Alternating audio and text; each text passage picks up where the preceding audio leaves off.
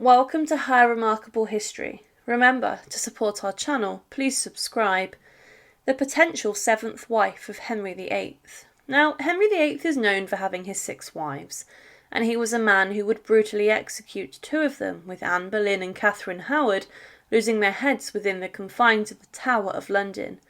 When he got bored or tired of his wives, then he would simply search for another, often whilst married still, and then his advisers would sort his previous wife out for him. But one woman who was being touted as King Henry's 7th wife is Katherine Brandon, or Catherine Willoughby, the Duchess of Suffolk. It's well known that during his 6th marriage to Catherine Parr that Henry was being pushed to split with his ardent Protestant wife, and many viewed Catherine with suspicion and animosity. But what is the story of the reputed 7th wife of Henry VIII? Catherine Willoughby was born March 1519 in Parramold Hall in Suffolk, and she was the daughter of William Willoughby, the 11th Baron Willoughby de Eresby, and his second wife Maria de Salinas, who was a lady-in-waiting and very close friend of Catherine of Aragon. Now Catherine, it's believed, was named after Catherine of Aragon, and her mother had come to court as part of the Spanish party that travelled with Henry VIII's future wife when she married Henry's brother Arthur first.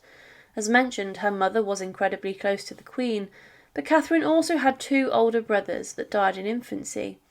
She spent a large part of her childhood at Parham, and her mother was in attendance almost all of the time to Catherine of Aragon. Her father died when she was 7 years old, and because of this Catherine inherited his barony, and because of this she became very rich. He had held around 30 manors in Lincolnshire, as well as 30 in Norfolk and Suffolk, which brought in a huge amount of wealth and led Catherine to be known as one of the greatest heiresses of the generation. There were disputes regarding her inheritance, but because of this huge sum of wealth, she was now regarded as a catch to any rich earl across England. It made the question of who would marry her very interesting and important. Now Charles Brandon, the 1st Duke of Suffolk, had received Catherine's wardship after Henry VIII had sold it to him, and Catherine was then betrothed to Henry Brandon, the 1st Earl of Lincoln. He was also the son of Mary Tudor, Henry VIII's sister. Catherine Willoughby was one of the chief mourners of Mary Tudor's funeral when she died, but after this it was then rumoured that Charles Brandon, the 1st Duke of Suffolk, was himself interested in Catherine.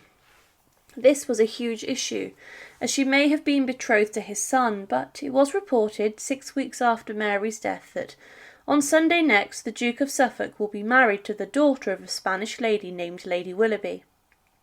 She was promised to the Duke's son, but he is only 10 years old, and although it is not worth writing to your Majesty, the novelty of the case made me mention it. Charles Brandon, the Duke of Suffolk, was 49 and Catherine was only 14.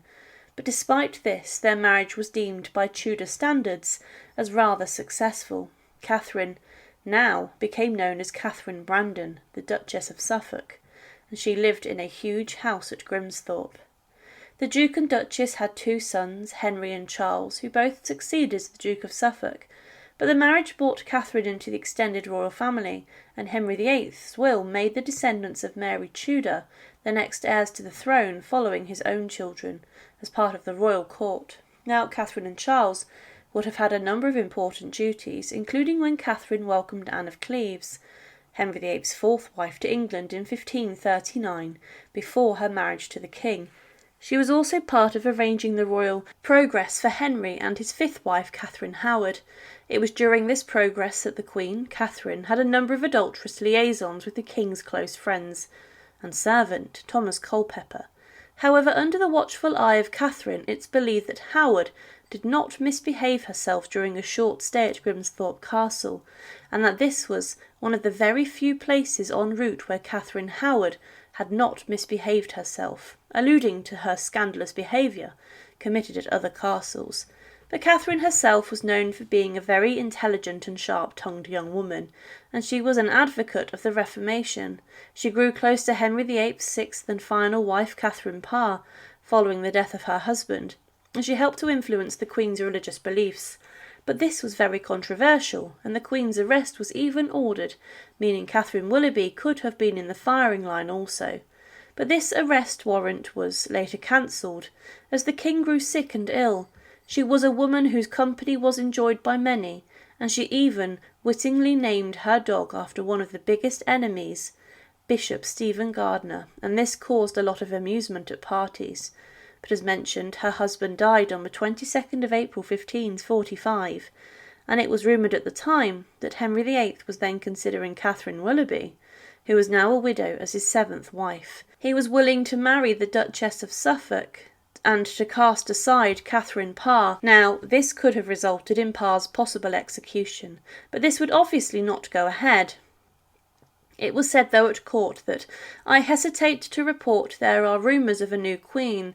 Some attribute it to the sterility of the present queen, whilst others say that there will be no change during the present war. Madam Suffolk is much talked about and is in great favour, but the king shows no alteration in his behaviour to the queen, although she is said to be annoyed by the rumour." This meant that Catherine Parr must have seen some rivalry with her close friend, but it is believed that their friendship stayed strong, as at the time the Duchess of Suffolk was in her 20s, and Henry, of course, was in his final years, being a huge and grotesque overweight man. The Duchess helped to publish one of Catherine Parr's books, and she was a patron of many religious publishers, and she also helped Protestant churches.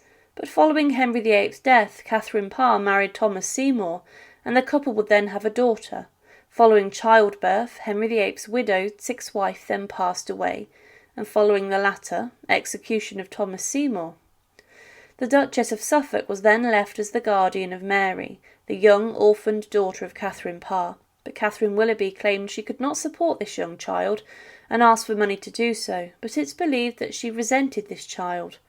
What happened to Mary Seymour remains a debate, and she then later on disappeared from history, and it's believed she may have been buried on the Duchess's estate in Grimsthorpe. But Catherine then remarried, marrying Richard Bertie, a man of similar religious devotion, who was part of her household. For the first time in her life she'd married for love, but during the reign of Mary I she was exiled from England and feared for her life if she ever returned. They were persecuted heavily, but after Mary's death they returned to England and lived at Grimsthorpe in Lincolnshire, and also at court during the reign of Elizabeth I. But the speculation about Catherine Willoughby, the Duchess of Suffolk, has persisted with regards to whether she could have been the 7th wife of King Henry VIII. There was speculation in Europe at the time about this, and one diplomat said, "This day came to my lodging a merchant of this town, saying that he had dined with a certain friend, one of whom offered to lay a wager with him that the King's Majesty would have another wife, and he prayed me to show him the truth. He would not tell me who offered the wager, and I said that I may never heard of any such thing, and that there was no such thing. Many folk talk of this matter, and from where hence it comes I cannot learn." For Henry VIII, Catherine Willoughby was an attractive proposition, and he definitely liked her. They began exchanging New Year's gifts in 1534, and it was confirmed by Eustace Chapuis that the pair had been masking and visiting together. It was said that the king has been in much better humour than ever he was, making musicians play on their instruments all day long. He went to dine at a splendid house of his where he had collected all of his musicians, and, after giving orders for the erection of certain sumptuous buildings therein, returned home by water, surrounded by musicians, and went straight to visit the Duchess of Suffolk, and ever since cannot be one single moment without masks. This sort of talk does allude to the fact that Henry may have been having an affair with Catherine Willoughby, or that the pair had even slept together, but she is remembered in history today as the Duchess of Suffolk, and as a woman who became incredibly wealthy throughout marriage and the inheritance of her father. But was Catherine Willoughby the potential 7th wife of Henry VIII? It is a very interesting thing to consider. Thank you for watching, and to support, please subscribe to Her Remarkable History. Thank you.